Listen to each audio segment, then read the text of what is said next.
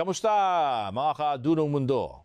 Bilang isang macroeconomist na mahilig mag-feeling henyo sa mga numero, may isang numerong sumisigaw na ngayon ng red flag. Kapag tinitingnan niyo yung chart ng presyo ng ginto na parang rocket ship sa pag-akyat at walang balak tumigil sa pagbasag ng record, hindi lang yan basta pagyayabang ng isang mamahaling metal. Yan ang mismong resibo na nanginginig na sa takot ang merkado. Isang takot na nagpapahiwatig na malapit ng magkakanda-leche-leche ang ating ekonomiya. Para sa mga pamilyang middle class sa Metro Manila, yung kaba at taranta sa Wall Street ay parang chismis lang sa kabilang kanto na napapanood nyo sa balita. Pero ang totoo, itong tinatawag nating gold rush ay may dalang mga nakatagong alon na hindi nyo namamalayan. Daan-daan itong sinasakalang purchasing power o yung kakayahan ng kawawang piso nyo na bumili ng bilihin na direktang sumasabotahe sa inyong kinabukasan. Napaka-sensitive ng daloy ng pera sa mundo, daig pa ang mga marites kung mag-react sa mga pagbabago. Sa tuwing may anino ng mga gyera at tensyong geopolitical na nagbabantang kumalat sa mundo, sabayan pa ng isang macroeconomy na puno ng I don't know, yung tiwala sa mga delikadong asset tulad ng stocks ay agad na naglalaho na parang bula. Sa mga ganitong pagkakataon, ang mga investor ay nagkakandara pa ng itakas ang kanilang mga kapital bago pa sila tuluyang malubog. Sa kasalukuyang sitwasyon, yung mga dambuhalang investment funds, mga elite kuno sa pananalapi, at lalo na ang mga central bank ng mga bida-bidang bansa ay nag-uunahan sa paghakot ng ginto. Hindi sila namimili ng ginto para lang maging rich kid overnight. Ginagawa nilang safe house ang ginto. Isang madayang galaw ito para protektahan ang kanilang dambuhalang yaman habang ang pandaigdigang sistema ay unti-unti nang gumuho.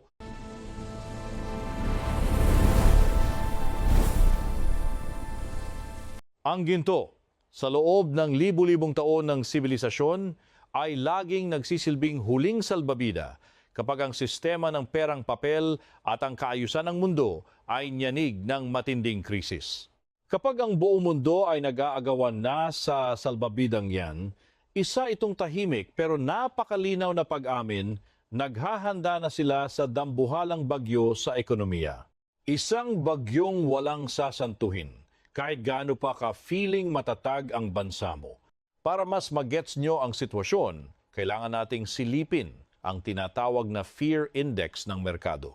Kapag ang mga big-time investors ay nagsimula ng maglipat ng bilyon-bilyong dolyar mula sa mga negosyong may silbi papunta sa isang asset na nakatambak lang tulad ng ginto, ibig sabihin ay madilim pa sa kape ang tingin nila sa future. Walang dividendo o interes ang ginto, ang tanging silbi lang nito ay ang hindi ka maging pulubi sa gitna ng matinding pagbagsak. Ang pinaka-nakakalokang trend ngayon ay ang garapalang pagbili ng ginto ng mga bangko sentral, lalo na yung mga bansang ayaw na sa anino ng dolyar ng Amerika. Itong phenomenon na de-dollarization ang lalong nagpapa-hyper sa presyo ng ginto. Kapag yung mismong mga institusyong nag-iimprenta ng pera ay mas gustong hawakan ng ginto kesa sa sarili nilang mga reserbang papel, yan na ang ultimate sign na wala na silang tiwala sa sarili nilang sistema ng pananalapi. Sa likod ng kumikinang na presyo ng ginto, may naglulutong krisis sa ekonomiya na pilit itinatago sa publiko. Ang mga utang ng gobyerno na abot langit, ang banta ng resesyon na parang multong laging nakaabang, at ang walang preno na pagtaas ng presyo ng bilihin sa mundo ay mga sangkap sa isang perpektong sakuna. Siyempre, ang mga bilyonaryo at malalaking institusyon ay may early access sa impormasyong ito, kaya bago pa tayo makaramdam, nakapagtago na sila sa kanilang mga bunker. Habang busy ang mga ordinaryong tao sa kanilang pang-araw-araw na pagkayod, ang ilusyon na normal pa ang ekonomiya ay pilit na itinataguyod ng mga gobyernong mahilig sa mga band-aid solution. Pero ang walang tigil na pag-akyat ng presyo ng ginto ay ang malaking butas sa telon ng palabas na ito. Patunay lang ito na ang tunay na halaga ng perang hawak natin ay nagiging kasing nipis na lang ng pasensya ng mamamayan. Ang mga elite ay hindi lang naghahanda para sa simpleng pagbaba ng stocks, kundi para sa isang potensyal na pag-reboot ng kayamanan ng mundo kung saan sila pa rin ang panalo. Ngayon, baka itanong ninyo, ano namang paki natin dito sa Pilipinas?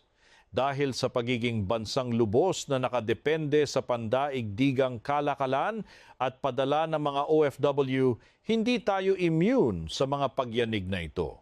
Sa totoo lang, ang mga ordinaryong manggagawang Pilipino ang laging unang sumasalo ng sampal ng mga krisis na nagsimula sa mga malalayong sentro ng pananalapi na hindi naman natin mapuntahan. Ang pag-intindi sa koneksyong ito ang unang hakbang para hindi tayo tuluyang mabulaga sa hirap ng buhay. Para sa ating middle class sa Pilipinas, lalo na ang mga bayani ng BPO na puyat gabi-gabi para magbigay ng serbisyo sa mga dayuhang kliyente, ang pandaigdigang takot na ito ay may direktang tama sa inyong mga cubicle. Ang mga kumpanyang nagpapa-outsource sa atin ay naghihigpit na rin ng sinturon dahil sa kawalan ng katiyakan sa ekonomiya na ang ending ay bawas na kontrata o frozen na sahod. Isang malaking good luck na lang sa pag-abot ng inyong mga pangarap na pinansyal. Ganito rin ang masaklap na sitwasyon para sa milyon-milyong overseas Filipino workers o OFWs na tinitiis ang lungkot at hirap sa ibang bansa para lang makapagpadala ng dolyar sa kanilang mga pamilya buwan-buwan. Kapag ang pandaigdigang ekonomiya ay huminto dahil sa krisis na pinaghahandaan ng mga mayayaman, ang seguridad sa trabaho ng ating mga bagong bayani ay ang unang isinasakripisyo. Ang inaasahang padala na bumubuhay sa maraming pamilya at nagpapasigla sa ating lokal na ekonomiya ay maaring biglaang maglaho o mabawasan. Ang paparating na delubyo ay may pangalang napakapamilyar at kinatatakutan nating mga Pilipino. Imported inflation o sa madaling salita, ang pag-angkat ng hirap mula sa ibang bansa. Kapag nagiging magulo ang mundo, ang daloy ng mga produkto ay napuputol.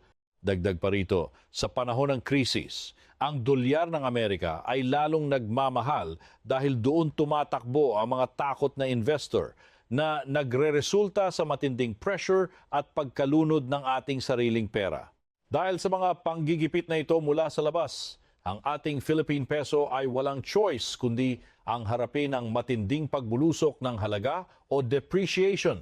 Dahil tayo ay isang bansang mahilig mag-import ng halos lahat mula sa langis, kuryente, hanggang sa mga hilaw na sangkap para sa ating pagkain, ang mahinang piso ay nangangahulugan na kailangan nating maglabas ng mas maraming pera para mabili ang parehong konting dami ng produkto. Ito ang tahimik na magnanakaw na uubos sa laman ng inyong mga pitaka. Ang mga basic na bilihin at imported na enerhiyang nagmamahal ay diretsahang lumalamon sa hapagkainan at sa savings ng bawat pamilya. Ang budget na akala mo sapat na para sa isang buwang lamon, kuryente at pamasahe ay biglang nagkukulang na. Ang pagliit ng purchasing power na ito ay hindi dahil sa pagiging gastador ng mga Pinoy, kundi isang malinaw na manifestasyon ng pandaigdigang krisis na kitang-kita sa walang tigil na pag-akyat ng presyo ng ginto sa merkado. Sa ganitong eksena, maraming Pinoy ang feeling genius at nag-iisip na ang pinakaligtas na move ay itago na lang ang pera sa savings account sa bangko. Pero sorry, isa itong delusyong nakakamatay. Kung hahayaan mo lang na nakatenga ang pera mo sa bank account na may interest rate na mas mababa pa sa standards mo sa jowa, na hindi man lang makahabol sa bilis ng inflation, hindi mo namamalayang sumasali ka sa isang sugal kung saan siguradong talo ka sa huli. Ang tinatawag nating negative real return ay nangyayari kapag ang rate ng inflation ay mas mataas pa sa kakarampot na interes na kinikita ng pera mo sa bangko. Halimbawa, kung ang inflation ay nasa 6% pero ang savings account mo ay nagbibigay lang ng wala pang 1% interes, ang tunay na halaga ng pera mo ay nababawasan ng 5% taon-taon. Habang ang mga elitista ay busy sa pagbili ng ginto para i-preserve ang yaman nila, ang mga ordinaryong mortal ay unti-unting naghihirap ng hindi man lang namamalayan dahil sa pagkamulat na nagmumukha ng papel na walang silbi ang pera nila at sa pagkakita sa mga balitang pa-skyrocket ang presyo ng ginto, sumisibol ang isang mapanganib na mentalidad sa masa. Ito ang sikat na FOMO o Fear of Missing Out, ang sindroma ng takot na mapag-iwanan sa uso. Dahil sa FOMO at sa instinct na maghanap ng safety, maraming Pinoy ang nagpapanik at nagmamadaling makisabay sa trend ng pagbili ng ginto nang walang sapat na pagsusuri. Sa paghahanap ng solusyon, marami ang may tendensyang tumakbo sa mga lokal na tindahan ng alahas o sa mga suking pawn shop para bumili ng gintong alahas. Para sa marami, ang gintong alahas ang pinakapamilyar at easy access na paraan para masabing may ginto sila. Feeling nila ay isa itong investment na pwede nilang i-flex at isuot habang umaasa na tataas ang value nito kasabay ng world market. Pero plot twist, isa itong malaking pagkakamali. Sa gitna ng magulong ekonomiya ngayon, ang pagbili ng gintong alahas bilang investment ay isang budol na binalot sa ginto. Kahit totoo na ginto ang material niyan, ang presyo ng alahas ay ibang usapan kumpara sa gintong pang-investment talaga. Ang pagpasok sa trap na ito ay madalas nauuwi sa pagkalugi imbes na maprotektahan ang pinaghirapang pera laban sa lumalalang inflation at pagbaba ng halaga ng pera. Para maintindihan mo kung bakit ito isang scam, kailangan nating himayin ang mga hidden charges. Ang gintong alahas ay may kasamang pagkalaki-laking making charges at craftsmanship fees. Kapag bumili ka ng kwintas o singsing, malaking bahagi ng binabayaran mo ay napupunta lang sa disenyo at pagod ng platero, hindi sa mismong ginto. Pagdating ng oras na ibebenta mo na yan, hindi na babayaran ng bibili ang sining na yan. Ang bibilhin lang nila ay ang timbang ng tunaw na ginto. Bukod sa mahal na labor, nariyan din ang napakalaking gap sa pagitan ng presyo ng bili at benta na sa mundo ng finance ay tinatawag na bid-ask spread. Para magmukhang sosyal, kailangan siyempre kumita ng mga alahasan at sanglaan. Kaya bibilhin nila ang ginto mo sa presyong pangkaibigan para sa kanila at ibebenta sa iyo ng napakamahal. Dahil sa lantarang hold-up na ito, automatic na bawas na agad ang halaga ng pera mo paglabas mo pa lang ng pinto, bit-bit ang iyong investment.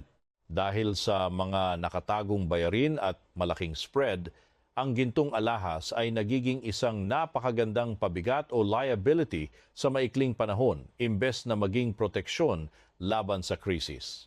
Para man lang mabawi ang pinaghirapan mong puhunan, kailangang lumipad ng todo ang presyo ng ginto sa buong mundo para lang matakpan ang lugi mo sa making charges at bid-ask spread. Sa madaling salita, ang pera mo ay nakatambak lang at walang ginagawa kundi panoorin kang malugi. Ang mas nakakatawa pa ay ang timing ng pagbili mo. Ang pagmamadaling bumili ng pisikal na ginto, lalo na ang alahas, sa gitna ng matinding panic ay isang napakatalinong paraan para magsugal. Kapag ang presyo ay nasa langit na dahil sa takot ng lahat, asahan mong babagsak iyan kapag nahimasmasan na ang merkado. Ang mga sumabay sa uso sa rurok ng presyo ay maiiwang nakanganga habang hawak ang asset na biglang naging barya na lang ang halaga. Para mas maintindihan mo, ang pagbili ng ginto sa ganitong paraan habang may krisis ay parang kumuha ka ng insurance para sa bahay mo kung kailan nilalamon na ito ng apoy. Sa puntong yon, ang bayad sa insurance ay siguradong ginto ang presyo na halos wala ng sense bayaran.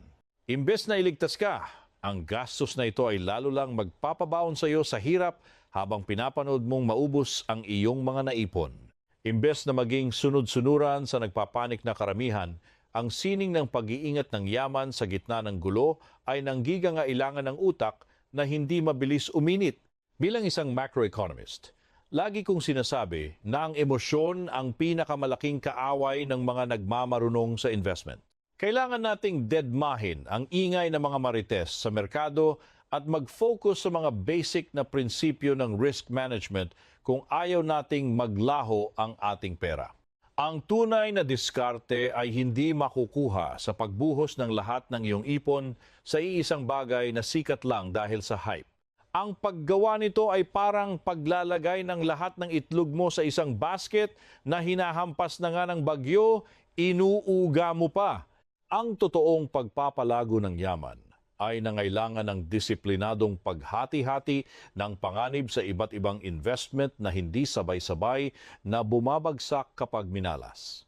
Ang diskarte na ito ay hindi nagsisimula sa pag-hoard ng ginto o stocks. Nagsisimula ito sa paggawa ng matibay na pundasyon.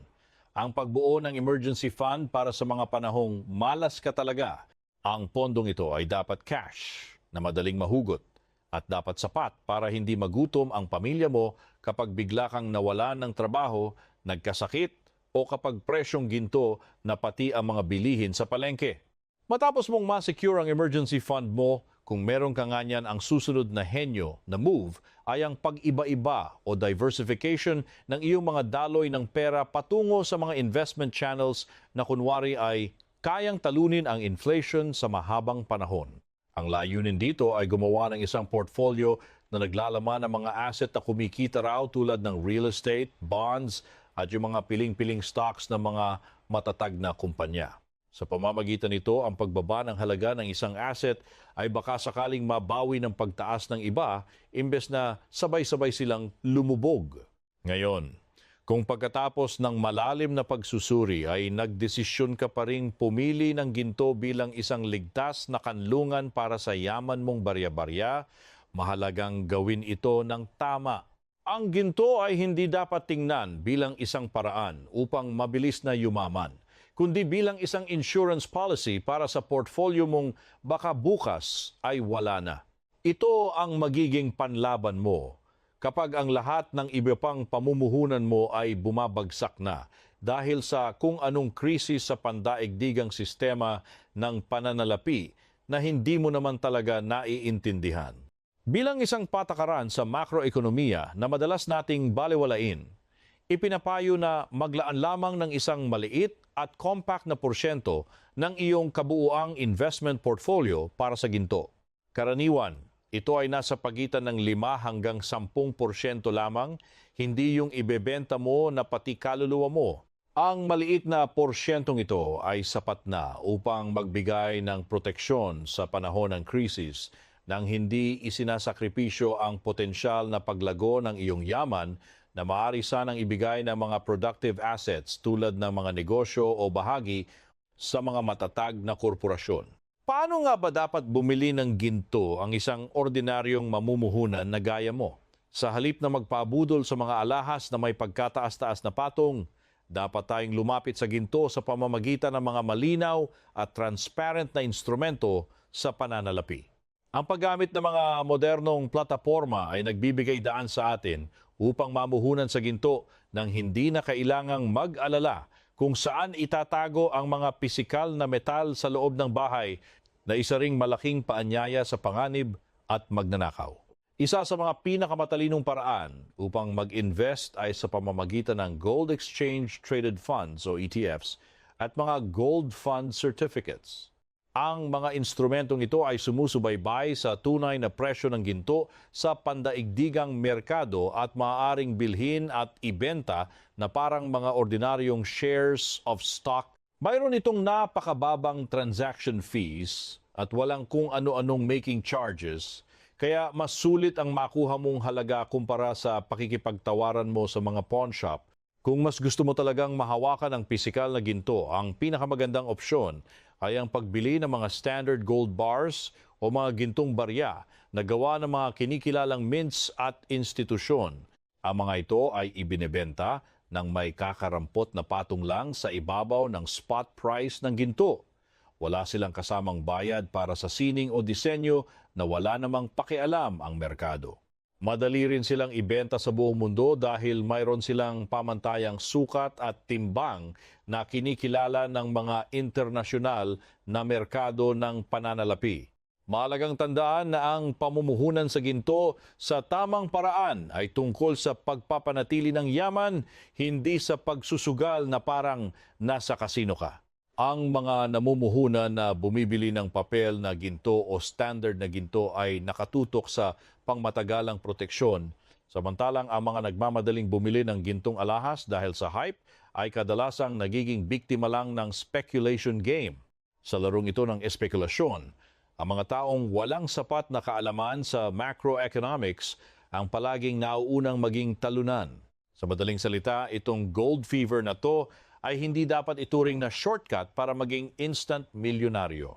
Sa paningin ng isang macroeconomist, ang gold rush na ito ay nagsisilbing isang maingay na alarm na nagbababala tungkol sa malalang kondisyon ng ekonomiya ng mundo. Pinapakita lang nito ang mga bitak sa sistemang pinansyal na akala natin ay matatag pero tila ampaw na pala. Ang alarm na ito ay hindi imbitasyon para makisali sa delikadong mundo ng mga feeling investor. Kapag nakarinig ka ng fire alarm, hindi ka naman tatakbo papasok sa apoy para mag-uwi ng gamit. Tatakbo ka palabas para hindi ka maging uling. Ganon din sa pera. Ang pagmahal ng ginto ay babala para maging wais, hindi para isugal ang lahat sa pag-asang yayaman ka agad. Para hindi tayo magmukhang tanga, kailangan nating intindihin kung bakit ba tayo takot na takot. Ang totoo, natatakot tayo na ang perang hawak natin ngayon ay baka pambili na lang ng candy sa susunod na taon sa halip na bigas o kuryente. Ang pag-intindi sa pagbagsak ng halaga ng pera at sa mga pakulo ng pandaigdigang bangko ang tanging paraan para hindi tayo maligaw sa pagdedesisyon. Ang paggamit ng utak ang pinakamalakas mong panangga, hindi ang pagbili ng makikintab na alahas o ang pagtatago ng pera sa ilalim ng unan. Ang pag-aaral ng macroeconomics, disiplina sa pag-iipon, at tamang diskarte sa pera ang tanging paraan para hindi lang basta maglaho ang pinaghirapan mo sa gitna ng mga bagyong pang-ekonomiya na parating. Balikan natin ang mga BPO workers, OFWs at mga empleyadong kayod kalabaw. Ang inyong mga sakripisyo ay masyadong mahalaga para lang hayaang lamunin ng inflation o masayang sa mga maling desisyon dahil sa takot. Bawat piso na kinikita nyo ay may katumbas na dugo at pawis, kaya nararapat lang na protektahan ito gamit ang talino, hindi yung basta-basta lang nakikinig sa mga guro sa internet. So, anong gagawin mo bukas pagising mo? Una, silipin mo muna ang bulsa mo kung may laman pa. Alamin mo kung magkano ang totoong ipon mo na mahuhugot mo agad kapag nagkaletse-letse na ang lahat. Kung wala ka pang emergency fund na sasapat sa 3 hanggang 6 na buwang gastos, unahin mo yan bago ka mag-feeling gold investor. Pangalawa, huwag kang basta-basta naniniwala sa mga chismis o sa mga nag-iingay sa social media. Ang balita tungkol sa ginto ay dapat maging hudyat para magbasa ka ng mga seryosong ulat, intindihin ang inflation at alamin ang mga totoong investment dito sa Pinas. Pangatlo, kung may ipon ka na at ayaw mong maging papel na lang ang halaga nito, ayusin mo ang iyong portfolio. Kumonsulta sa mga totoong financial advisor, hindi sa mga scammer. Silipin ang mga mutual funds, government bonds, o index funds. At kung talagang mapilit ka sa ginto, dumaan ka sa mga ETF o lisensyadong dealer at siguraduhing maliit na bahagi lang yan ng iyong kayamanan.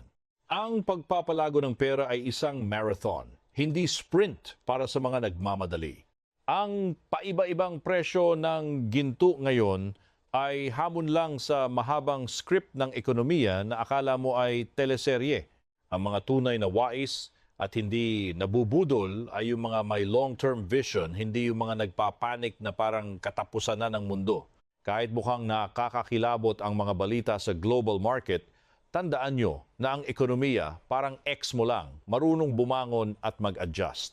Ang krisis ay wasakan talaga, pero daan din yan para sa mga bagong sistema at mas matitinding patakaran na susubok sa pasensya nyo.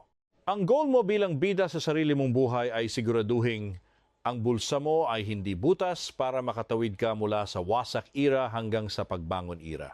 Sa madaling salita, ang paglipad ng presyo ng ginto sa record-breaking levels ay salamin lang ng ating naghihingalong pandaigdigang sistema ng pera na kasalukuyang nakikipaglaban sa sarili nitong multo.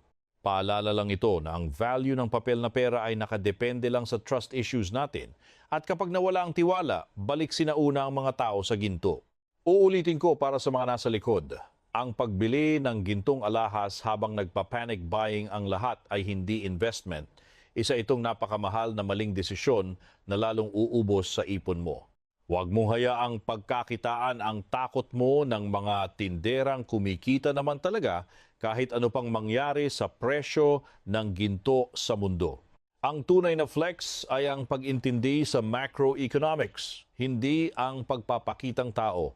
Ang utak na may laman ay mas mahalaga at mas makapangyarihan kaysa sa kahit anong piraso ng ginto na itatago mo lang naman sa loob ng baul sa bahay nyo. Sana naman ay natauhan kayo sa pagsusuring ito sa gitna ng ingay ng merkado na puno ng hype. Sabay-sabay nating pag-aralan ang galaw ng ekonomiya para hindi tayo laging shocked at para maprotektahan ang kinabukasan natin laban sa mga paparating na bagyo sa pananalapi. Ito ang inyong macroeconomist mula sa Dunong Mundo na nagpapaalala sa inyo na sa mundo ng pera, ang takot ay nakakabulag pero ang kaalaman ay ang iyong third eye. Salamat sa pakikinig at good luck na lang sa inyong lahat.